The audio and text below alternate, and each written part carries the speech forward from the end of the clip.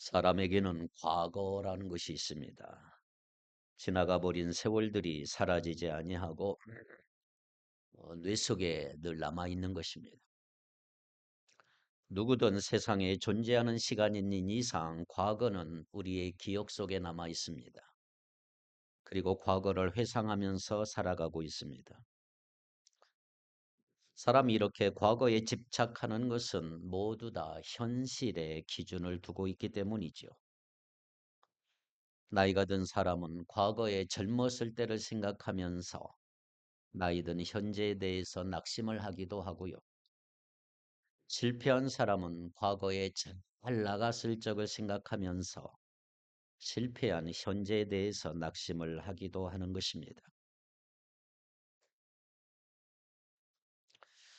1970년대 제가 한 중학생 시절 정도 되는데 재미있게 보았던 TV 드라마가 있는데 뿌리라고 하는 TV 미니 시리즈를 본 적이 있습니다. 알렉스 헤일리치가 지은 자기 집안의 이야기를 토대로 쓴 소설을 원작으로 만들었는데 거기서 주인공이 쿤타킨테라고 하는 사람, 쿤타킨테. 우리 최수명 선교사님이 사역하는 아프리카 감비아의 만딩고족의 부족 출신입니다. 이 쿤타킨테라고 하는 사람. 그는 그곳에서 장차 자기 마을의 추장이 되기 위해서 훈련을 받고 있었는데 어느 날 흑인 노예 사냥꾼들에게 잡혀서 졸지에 배를 타고 신대륙 미국에 가게 됐고 거기서 노예로 팔리게 됩니다. 쿤타 킨테는 신대륙 미국의 노예 생활을 하면서 하나 잊지 않은 게 있는데 자녀들에게 아프리카의 자기 조상들 이야기를 많이 들려줬습니다. 그리고 그것을 통해서 아프리카의 용사의 정신을 잊지 말라 그렇게 노력을 했습니다. 이 소설이 TV 극으로 나와서 엄청난 인기를 끌었고 그때 흑인들을 비롯한 미국 사람들에게 족보에 대한 열풍을 일으키기도 했습니다. 그러한 것을 볼 때 미국의 흑인들에게는 두 가지 뿌리가 있다는 것을 알게 돼요. 하나는 노예의 뿌리가 있어요. 노예의 뿌리. 또 하나는 아프리카 용사의 뿌리가 있습니다. 이 쿤타킨테처럼 아프리카의 용사의 뿌리. 노예의 뿌리를 둔 사람들은 게으르고 책임감도 없지만 아프리카 용사의 뿌리를 두고 용사의 정신을 가진 사람들은 진취적이고 창조적으로 살아가고 있습니다. 이처럼 뿌리라고 하는 것이 얼마나 중요한지 몰라요. 오늘 본문은 여호수아가 죽기 전에 마지막으로 이스라엘 백성들에게 이스라엘의 뿌리에 관해서 이야기하고 여호수아가 죽는 모습을 볼 수가 있습니다. 자, 이스라엘의 뿌리가 어디에 있을까요? 이스라엘의 뿌리. 그것은 바로 위대하신 하나님께 있습니다. 이스라엘의 역사에서 하나님이라고 하는 단어를 빼면 아무것도 남는 게 없어요. 이스라엘은 하나님이 계셨기에 존재할 수 있었고 하나님 덕분에 위대한 민족이 될 수가 있었고요. 하나님이 계셨기 때문에 가나안 땅을 차지할 수 있었던 것입니다. 그런데 지금 이스라엘이 지금 그 뿌리를 잊어버리고 자기들과 전혀 다른 뿌리에서 나온 가나안 민족들과 어울려 살아가고 있는 것을 볼 수가 있습니다. 어울려 사는 그 자체가 문제가 아니고 그들의 사는 방식과 종교를 자꾸 따라가고 타락하려고 하는 그 상황에 여호수아가 모집을 하게 됐습니다. 그래서 여호수아는 죽기 전에 이스라엘 백성들을 다 모아놓고 이스라엘의 뿌리가 무엇인지 그리고 그들에게 어떻게 이 자리에 현재 오게 되었는지 오늘 본문을 통해서 자세하게 이야기하고 있습니다. 첫째로 하나님의 부르심에 믿음으로 반응하라는 거예요. 1절을 다시 한번 볼까요? 오늘 1절이 중요합니다. 1절 시작. 여호수아가 이스라엘 모든 지파를 세겜에 모으고 이스라엘 장로들과 그들의 수령들과 재판장들과 관리를 부를 때 그들이 하나님 앞에 나와 선지라. 아멘. 자, 여호수아는 이제 고별 설교를 하면서 이스라엘을 어디에 모았어요? 세겜이라고 하는 장소에 모이게 했어요. 이 세겜이라는 장소를 기억하셔야 합니다. 여기서 중요한 것은 여호수아가 이스라엘 모든 지파를 세겜이라고 하는 한 장소에 모았다라는 거예요. 세겜이라고 하는 히브리어의 뜻은 어깨라는 뜻입니다. 어깨. 세겜이라고 하는 장소는 영적인 의미가 있는 곳이에요.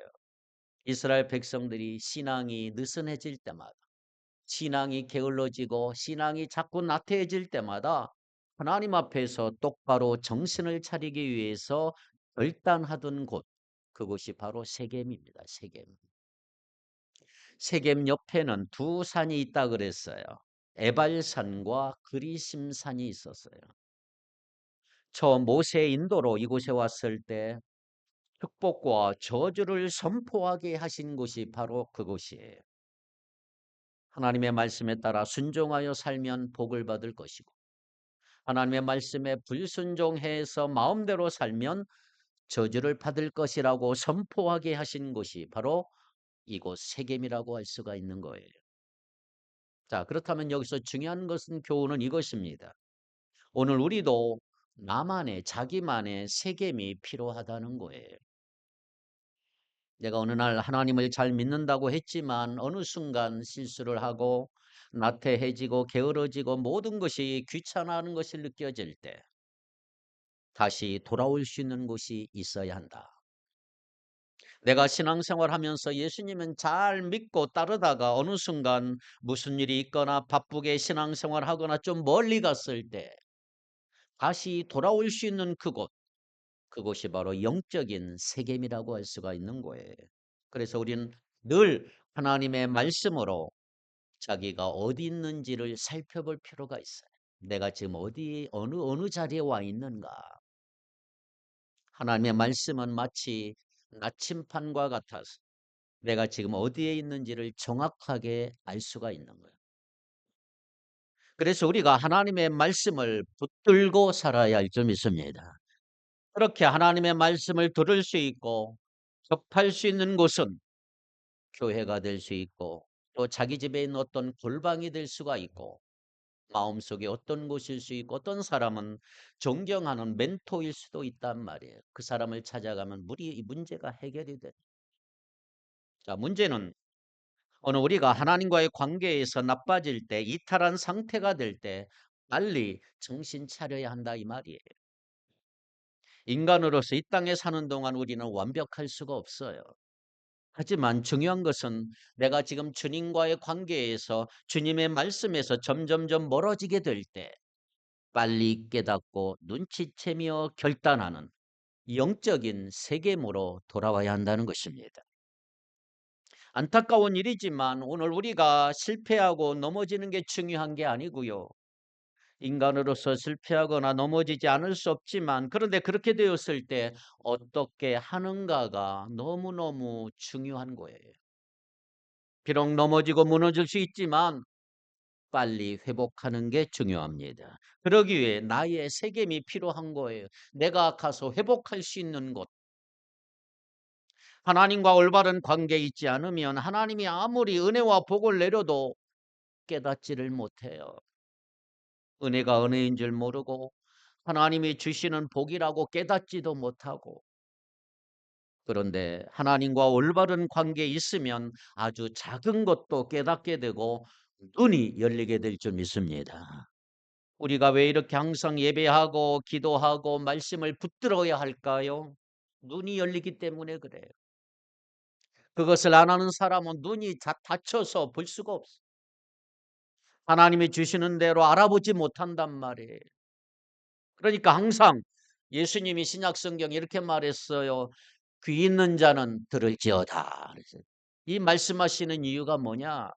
듣긴 듣는데 깨닫지를 못하고 보긴 보는데 안 보여요. 눈이 있는데 보이지를 않는 거예요. 그러나 여러분들이 하나님과 올바른 관계에 있으면 눈이 열립니다.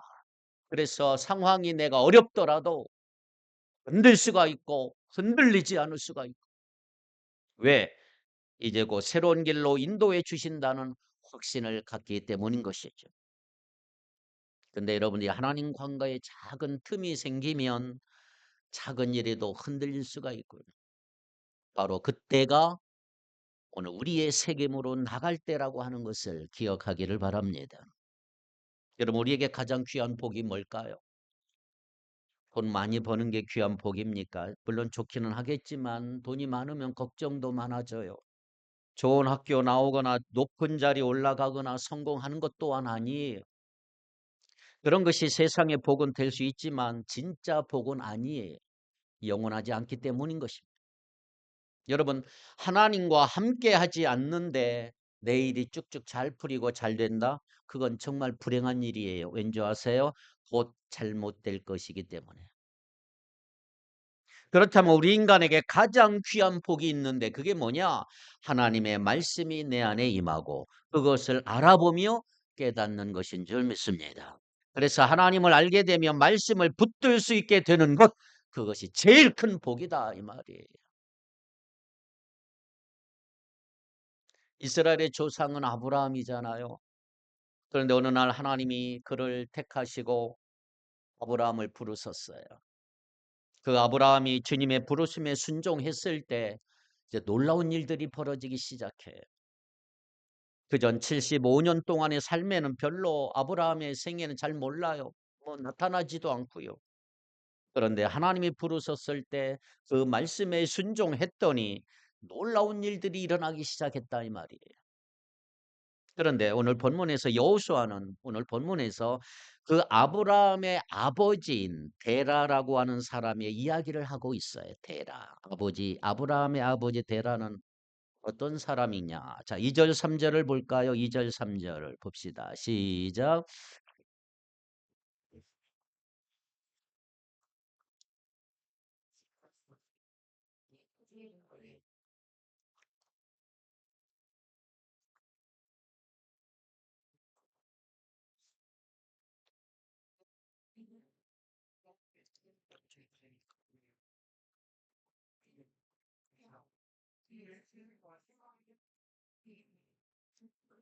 아멘.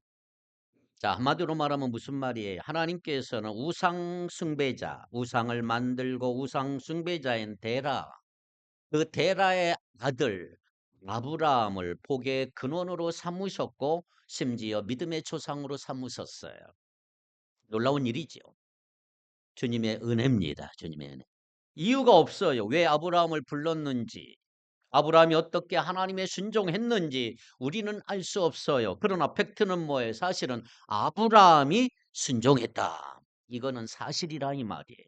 하나님은 부르셨고 아브라함은 믿음으로 순종하고 반응을 했어요. 자, 그런데 생각해 보세요. 우리 같으면 이런 우상 숭배자의 가정에서 하나님 일꾼을 부르실까? 아버지가 데라인데 우상을 만들고 우상을 섬기는 사람이에요. 자, 예를 들어 우리가 교회 일꾼을 이제 뽑아야 되는데 장로도 뽑고 안수 집사를 세운다고 할 때 무당의 아들, 무당의 딸같이 이상한 집안 출신이 나온다면 약간 꺼름직하지 않을까요? 그런데 하나님은 그런 것을 전혀 신경 쓰지 않았다라는 거죠. 자, 이걸 보면 이스라엘에게 두 가지 뿌리가 있어요. 하나는 우상을 섬겼던 데라의 뿌리가 있고 또 하나는 하나님을 믿는 아브라함의 뿌리가 있다고 말할 수가 있어요. 창세기에는 이 사실이 자세히 나오지 않았지만 오늘 본문의 여호수아는 이걸 밝히고 있죠. 자, 그렇다면 여호수아는 왜 굳이 여기에서 이런 사실을 밝히고 있느냐? 이런 뜻이에요. 이스라엘 백성도 이 가나안 땅에서 정신 차리지 않으면 언제든지 육신의 조상인 데라와 같이 우상 숭배의 길로 빠질 수 있다. 이것을 알려주기 위해서 데라를 밝히고 있는 거예요. 그들이 계속해서 주님의 말씀을 붙들지 않고 너희들 마음대로 살게 되면 자기도 모르는 사이에 우상 숭배자가 될 수 있다 이 말이에요. 그래서 그렇게 되지 않으려면 아브라함이 했던 것처럼 아브라함의 본을 따라 매 순간 하나님과 동행하고 하나님의 말씀을 붙들고 순종하며 살아야 한다는 거예요. 그래서 하나님께서 아브라함에게 주신 약속은 두 가지잖아요. 첫째는 뭐예요? 아브라함이 하나님께 순종해서 살았던 그 가나안 땅을 너희 후손들에게 주겠다. 또 하나는 바다의 하늘의 별처럼 바닷가의 모래알처럼 셀 수 없을 정도로 많은 후손들을 너에게 주겠다. 이 두 가지 축복을 아브라함을 통해 주셨어. 그렇습니다. 하나님은 아브라함을 죄에서 부르셨을 뿐만 아니라 그에게 새로운 삶을 살 수 있는 복을 내려 주셨어. 그리고 그의 후손들에게도 바로 이러한 위대한 일이 일어나게 하셨던 것입니다.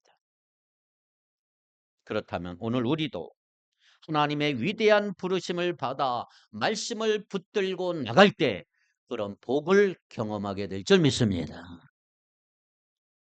여러분, 아브라함이 위대한 사람이라서 하나님이 부르신 게 아니에요. 위대하신 하나님께서 연약한 아브라함을 부르셔서 변화시키시고 위대하게 사용하신 줄 믿습니다. 이건 우리와 오늘날 똑같은 것입니다. 역사를 보세요. 우리 한민족, 신들을 많이 섬겼던 민족, 우상들이 얼마나 많습니까? 여러분, 지금도 미신이 얼마나 많은지 몰라요. 평상시는 괜찮은데 여러분들이 결정적으로 힘들고 어려울 때 우리의 조상들은 하나님 믿지 않았고 하나님과 상관없이 살았던 그 삶으로 다 돌아가 버린 일들이 너무 많은 거예요.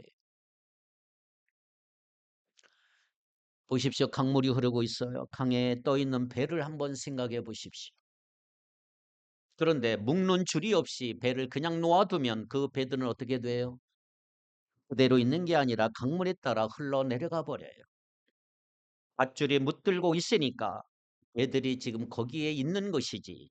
밧줄이 없으면 이 배들은 다 떠내가 버려요. 기억하십시오. 그 밧줄이 하나님의 말씀입니다. 말씀. 자, 예수님 산상보훈에서 이런 말씀을 하셨어요. 마태복음 5장 13절로 16절을 한번 읽어보겠습니다. 마태복음 5장 13절부터 16절 시작. 너희는 세상의 소금이니 소금이 만일 그 맛을 잃으면 무엇으로 짜게 하리요? 후에는 아무 쓸데없어 다만 밖에 버려져 사람에게 밟힐 뿐이니라. 너희는 세상의 빛이라. 산 위에 있는 동네가 숨겨지지 못할 것이요 사람이 등불을 켜서 말 아래 두지 아니하고 등경 위에 두나니 이러므로 집안 모든 사람에게 비치느니라. 이같이 너희 빛이 사람에게 비치게 하여 그들로 너희 착한 행실을 보고 하늘에 계신 너희 아버지께 영광을 돌리게 하라. 아멘. 너희는 세상의 소금과 빛이다.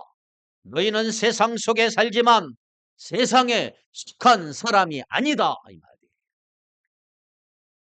그러니까 강물에 떠 있는 배처럼 배는 분명히 물 위에 떠 있지만 물에 속한 게 아니죠. 물에 속한 물이 들어오면 그냥 가라앉아 버릴 뿐 배의 역할을 하지 못한 거예요.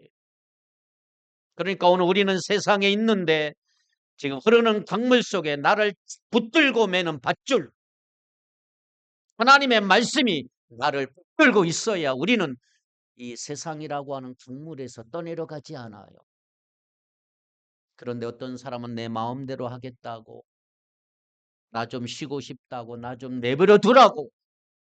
여러분, 가만히 있으면 그런 사람은 떠내려갈 수밖에 없는 거예요. 떠내려가다가 폭포 끝에 떨어지는 비참한 최후를 맞이하는 거죠.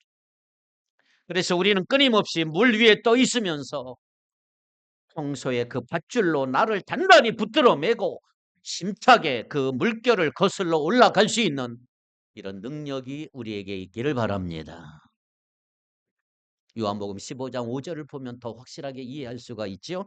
요한복음 15장 5절입니다. 시작. 나는 포도나무요 너희는 가지라. 그가 내 안에 내가 그 안에 거하면 사람이 열매를 많이 맺나니 나를 떠나서는 너희가 아무것도 할 수 없느니라. 아멘. 여기 핵심 단어가 뭐예요? 많은 열매를 맺는답니까? 아니에요. 핵심 단어가 뭐예요? 그가 내 안에 내가 그 안에 거하며 이게 핵심 단어예요. 거하면 사람이 내 안에 머물러 있고 이 말은 사람이 예수님 안에 머물러 있고 예수님이 내 안에 머물러 있으면 열매를 맺느니라. 여기 머물다라고 하는 거하다라고 하는 동사가 아주 중요합니다. 헬라어 용법에서 한 번 두고 관두는 게 아니고 한 번 거하고 관두는 게 아니고 지속적이고 계속되는 거예요. 한번 머물렀다 떠나는 게 아니고 계속 머물러 있는 상태, 그것을 거하다, 머물다라고 하는 말을 써요.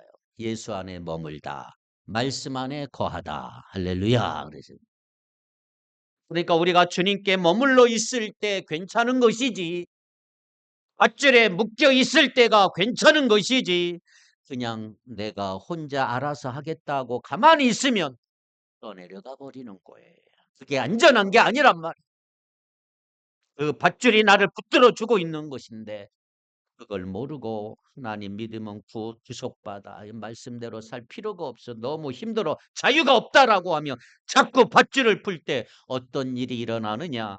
떠내려가 버린다, 파손해 버린다 이 말이에요. 그러므로 여러분 한순간도 자신을 그냥 가만히 내버려 두는 일이 없기를 바랍니다. 항상 주님의 말씀으로 나를 붙들고 또 힘을 내서 물길을 거슬러 올라가기를 바랍니다. 예수님 안에 머물고 말씀 안에 거하라 이 말이죠. 이건 답답한 삶이 아니고 안전한 삶이고 복된 삶인 줄 믿습니다. 그걸 지금 여호수아가 백성들에게 얘기하고 있는 거예요. 두 번째, 하나님의 구원을 경험하라. 하나님이 아브라함에게 이 나라, 하나님 나라 약속을 주셨지만 그건 금방 성취된 게 아니에요. 이스라엘 백성들은 아브라함에게 주신 약속이 이루어지기까지 무려 430년 동안 이집트에서 기다려야만 했던 거지요. 또 그냥 자동으로 된 게 아니고 하나님께서 놀라운 일들을, 기적들을 일으키셔서, 이 말이죠. 4절 이렇게 돼 있어요. 4절 한번 잘 보세요. 이삭에게는 야곱과 에서를 주었고 에서에게는 세일산을 소유로 주었으나 야곱과 그의 자손들은 애굽으로 내려갔으므로 그랬어요. 자, 야곱과 에서는 쌍둥이 형제지만 각 삶의 길이 달랐고 가는 길이 너무나 달랐어요. 에서는 이 세상에서 너무나 쉽게 자기 땅을 얻었고 일찍부터 에돔 땅을 얻었어요. 에돔 땅을 차지했어요. 지금의 세일산이라고 돼 있는데 지금의 요르단 지역을 말해요. 요르단 지역.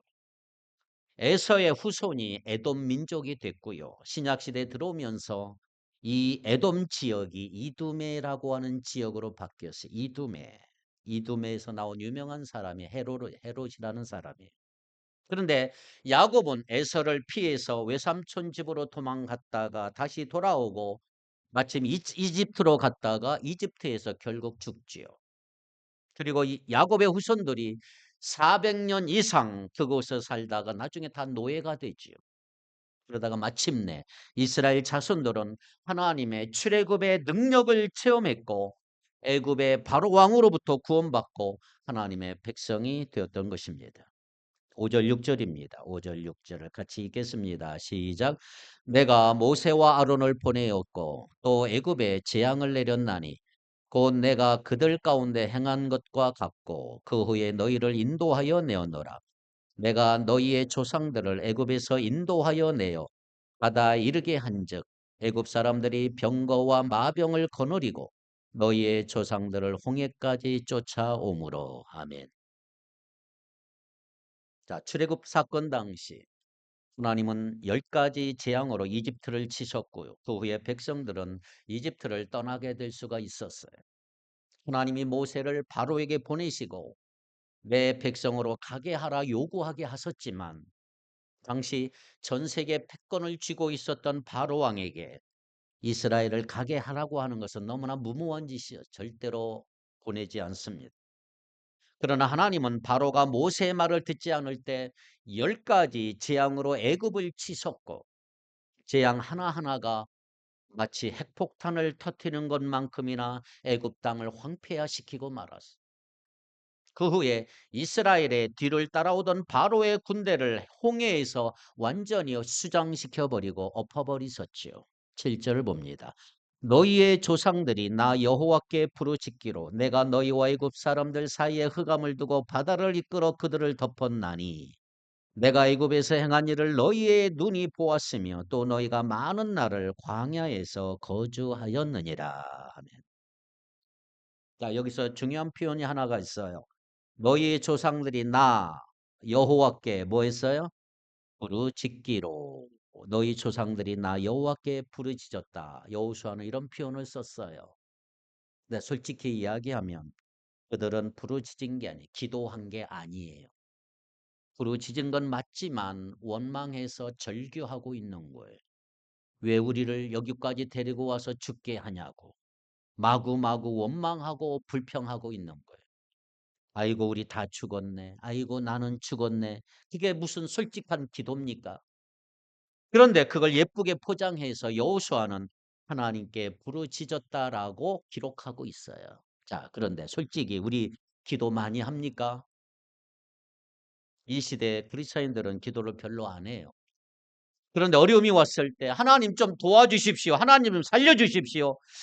이게 무슨 기도 생활을 충실히 하는 겁니까? 그런데 여러분 놀라운 게 뭐냐? 하나님은 그것을 들으신다는 것, 들으신다. 얼마나 놀랍습니까? 어려움이 오면 아이고 내 팔자야라든가 전생에 어쩌고 저쩌고 하지 마시고 여러분 이제부터 하나님 도와주세요. 하나님 살려주세요. 하나님 도와주세요. 한번 외쳐보세요. 놀라운 일이 일어난다. 430년 동안이나 아무 일도 일어나지 않다가 갑자기 한순간에 10가지 재앙이 일어났고 구원을 받았어 이스라엘 백성들이. 이게 하나님의 역사입니다. 내 계산과 내 계획 가운데 있는 것이 아니고 하나님이 완전히 다 주도적으로 하신 일들이에요.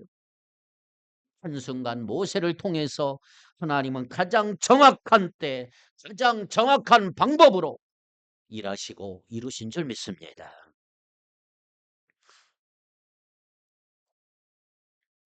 요즘에 이런 생각이 들어요. 나에게 어려움이 왔을 때 아무것도 지금 되는 것도 없고 아무것도 안 보이고 어떻게 될지 모르겠고 야 이거 큰일 났다.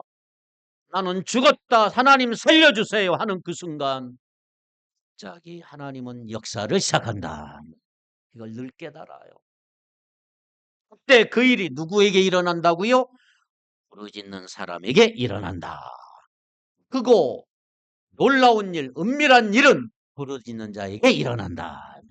하나님이 다 해주시는데 부르짖는 사람은 하나님이 도와주시는 게 막 보이는 거예요. 그런데 부르짖고 기도하지 않고 하나님을 붙들지 않는 사람은 안 보여요. 아무리 뭐가 해도 안 보여요. 장님처럼. 그래서 우리가 늘 예배하고 기도하고 말씀을 붙들자는 거예요. 부르짖을 때 하나님의 은혜가 보이기 시작한다는 거예요. 여러분 지금도 그렇지만 과거에 우리 한국적인 신앙의 기복적인 신앙이 참 많죠. 복만 달라고 하는 거. 예수 믿고 복만 달라고 기복적인 신앙. 예수 믿으면 세상에서도 복을 받고 성공한다. 예수 믿으면 성공하고 복을 받습니까? 예, 복을 받고 성공하는 거 틀림없는 사실이에요. 그런데 그 복이 어떤 복이냐 이게 중요한 거죠. 우리가 생각하는 세상 사람들이 생각하는 복은 뭐 이 세상이 잘 되는 거잖아요. 여러분 생각해 보세요. 이 세상에서 잘 되는 게 몇 년 갈까요? 길어야 몇십 년 가는데 그 몇십 년 가고 다 없어질 거 그것이 진짜 복이라고 말할 수 있을까? 100년, 200년, 1000년, 만년이 가도 없어지지 않는 거 그게 진짜 복이다 이 말이죠. 그래서 우리는 하늘 복을 추구하자 이 말이지. 많은 사람들이 이걸 오해하고 있는 거예요. 세상의 복과 성공을 하나님의 복과 성공으로 착각하고 있는 거예요. 과거 우리는 사회에서 높은 데 올라가 선한 영향력 미치며 살자 그랬어요. 높은 데 올라가면 예수님 하나님 영광 받으실 거야.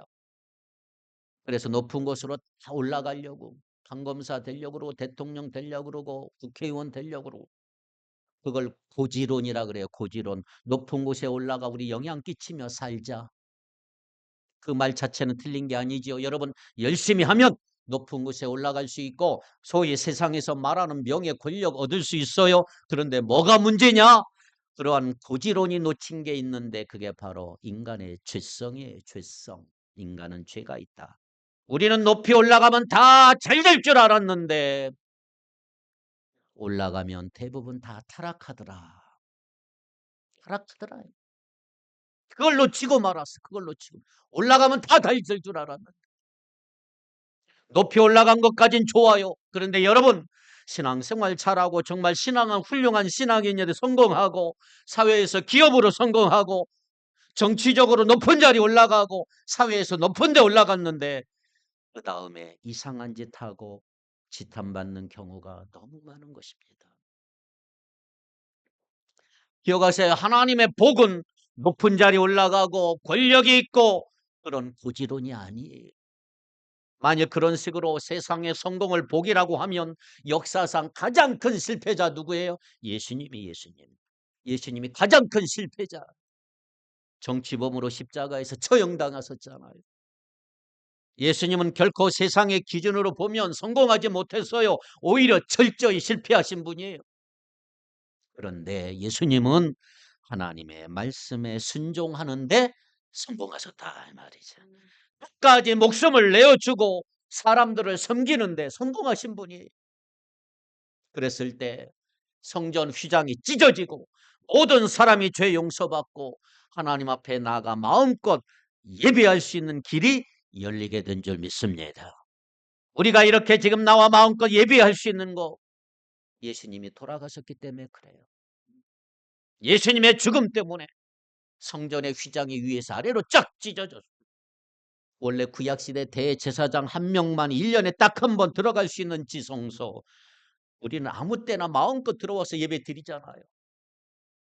이것이 참된 성공인 줄 믿습니다. 모든 사람이 그렇게 할 수 있도록 길을 활짝 열어주신 거예요. 말씀에 순종하며 내 자신의 희생을 통해 남을 구원하는 삶, 그것이 참된 성공인 줄 믿습니다. 가끔 하나님의 역사가 너무 늦게 더디게 이루어지는 것처럼 느낄 때가 있어요. 외국인이 우리 한국에 왔을 때 제일 먼저 배우는 단어가 뭐예요? 빨리빨리자, 빨리빨리. 그런데 하나님 나라에서는 빨리빨리가 안 통해요. 왜냐하면 한 사람이 변화되는 것은 그만한 시간이 걸려야 되기 때문이에요. 하지만 분명한 거, 하나님의 구원은 위대한 구원이다.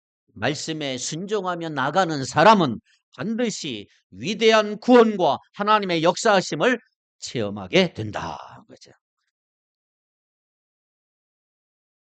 여호수아가 이스라엘 백성들에게 두 번째 한 얘기예요. 하나님의 구원을 체험하 잊지 말아라. 세 번째, 하나님이 주시는 땅을 정복하라. 자, 이스라엘 백성들이 애굽에서부터 건진받은 것이 구원이 전부가 아니에요. 자, 이제 구원받았다면 해야 할 일이 하나 있어요. 가나안 땅을 공격해서 정복해야 된다. 이것이 아주 중요한 것이죠. 자, 8절을 읽겠습니다. 8절. 시작. 내가 또 너희를 인도하여 요단 저쪽에 거주하는 아모리 족속의 땅으로 들어가게 하매 그들이 너희와 싸우기로 내가 그들을 너희 손에 넘겨주매 너희가 그 땅을 점령하였고 나는 그들을 너희 앞에서 멸절시켰으며. 아멘. 하나님은 이스라엘이 가나안 족속들과 싸워서 이겨서 땅을 차지하게 만들었는데 그 단순히 전쟁하거나 땅만 주려고 하는 게 아니고요. 목적이 있어요. 악의 근거지를 완전히 초토화하는 하나님의 징계의 작업이에요. 자, 여러분들이 읽었죠? 그 일곱 족속들. 나와요, 안 나와요? 일곱 족속들. 그 11절에 나오는 일곱 족속. 이 일곱 족속이 아주 중요한 나쁜 일곱 족속이에요. 구약에서 이 일곱 족속 이름이 나오면 다 사탄의 장난이다. 이렇게 생각하면 돼요. 이 일곱 족속. 이걸 쫓아내야 돼요. 이 사명을 여호수아가 하나님은 여호수아 이스라엘 백성들에게 주신 거예요. 그냥 빈 땅 주신 게 아니에요. 아무도 없는 빈 땅에 가서 차지하라 이렇게 말한 게 아니에요. 땅은 지금 그 일곱 족수로 꽉 차 있어요. 악으로 꽉 차 있어요. 하나님은 그들로 하여금 악을 정복하고 땅을 차지하라. 싸워서 차지했다. 이것을 여러분 기억하셔야 합니다. 우리도 어딘가 텅 비어 있는 땅을 자동으로 차지하시는 게 아니에요. 열심히 하나님의 뜻에 순종하면서 죄와 싸워 나갈 때 땅을 받게 되는 줄 믿습니다. 할렐루야. 그럴 때 여러분 사탄의 공격도 만만하지 않아요. 사탄이 자기 땅 뺏기는 거 봤어요, 그냥. 9절 10절 볼까요?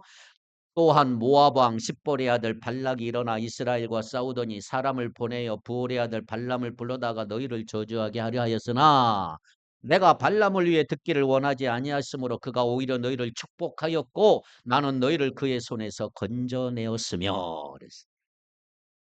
자, 모압 왕 발락이 나오고 부올의 아들 발람이라는 사람이 나오는데 이름이 비슷해서 헷갈릴 수 있지만 발락은 모압 왕이고요. 발람은 거짓 선지자예요. 자, 이스라엘 백성은 하나님의 복을 받은 백성이기 때문에 그들을 축복하면 복을 받습니다.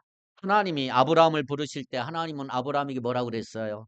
너를 축복하는 자에게 내가 너의 복을 내리고 너를 저주하는 자에게 내가 저주할 것이다. 그런데 모압 왕 발락은 이스라엘 백성들이 모르게 그들을 저주하려고 작전을 다 짜기 시작을 했어요. 그래서 발람이라는 선지자를 불러왔는데 요즘식으로 말하면 무당 같은 사람, 무당짓 하기 시작을 했어요. 이스라엘을 저주하고. 그러나 발락왕이 아무리 발람을 고용해서 무당짓하고 이스라엘을 저주하게 하려고 했어도 할 수가 없는 거예요. 하나님이 다 막아주시고. 심지어 발람 선지자가 타고 오던 발람이라고 하는 선지자가 타고 오던 낙이 짐승인 나귀가 말까지 하는 초유의 사태가 막 벌어지고 있는 거예요. 하나님이 그렇게 막으셨는데 발람에게 강권적으로 역사하셔서 저주가 축복으로 바뀌었다 이 말이에요. 자, 그런데 발람이 더 열받는 거 이제 다른 꾀를 내기 시작을 했어요. 이스라엘에게 저주를 하는데 어떻게 저주하느냐? 모압 여자들로 하여금 이스라엘 남자들을 유혹하게 만들었어요. 이게 가장 큰 약점이 사람이. 미인계 작전이 성공을 해서 이스라엘은 그만 성적으로 다 타락하게 됐어요. 그 결과 하나님은 진노하셨고 이스라엘 진영에 전염병을 내렸어요. 전염병. 코로나 바이러스 막 내려버렸어요. 하루 만에 전염병으로 죽은 사람이 24,000명씩 죽어가는. 말씀에 순종해서 사는 사람은 이미 복을 받은 사람인 줄 믿습니다. 교만하거나 이상하게만 나가지 않으면 하나님의 복은 주어지게 돼 있어요. 그런데 사탄은 하나님의 백성이 바른 말씀에서 벗어나기 위해서 교만하게 만들고 다른 세상의 복이 더 크게 보이도록 만들고 남들과 비교하면서 열등감 느끼게 만들어버렸어요. 그렇게 볼 때 사실 이스라엘이 자기 힘이 된 게 하나도 없어요. 오직 하나님이 다 해주셔서 가나안에 들어가게 됐다는 거죠. 자, 11절 12절 11절 12절 시작.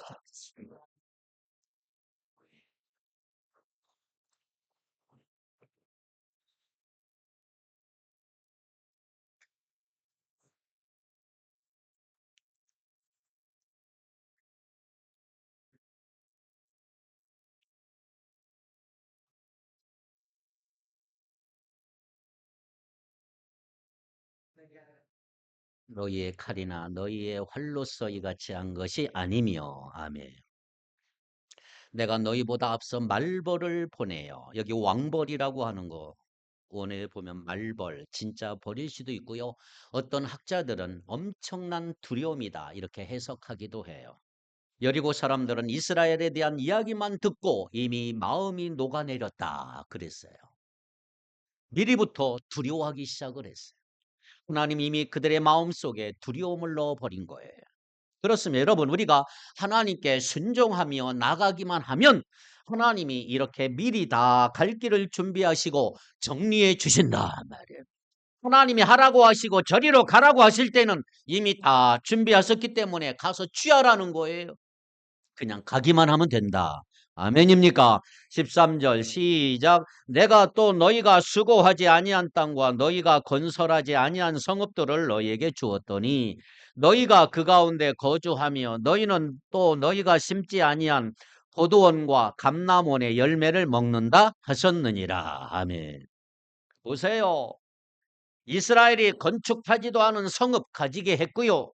심지도 않은 과수원 감람원의 열매를 얻게 하셨다. 하나님이 다 주셨다. 하나님의 은혜다 이 말이에요. 이걸 기억하라는 거 잊지 말라는 거예요.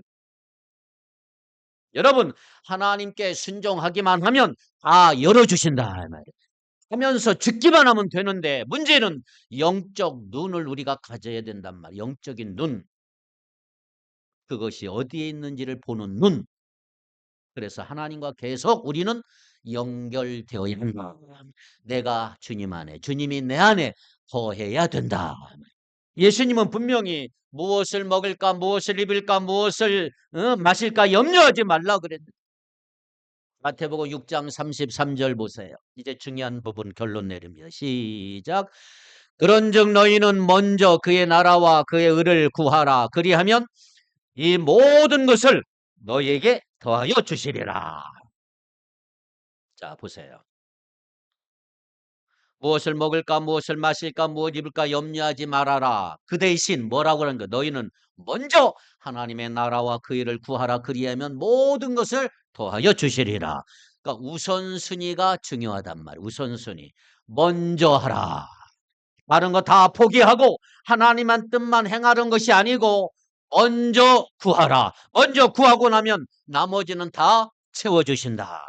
바로 이것이 우리가 꼭 기억할 일이라.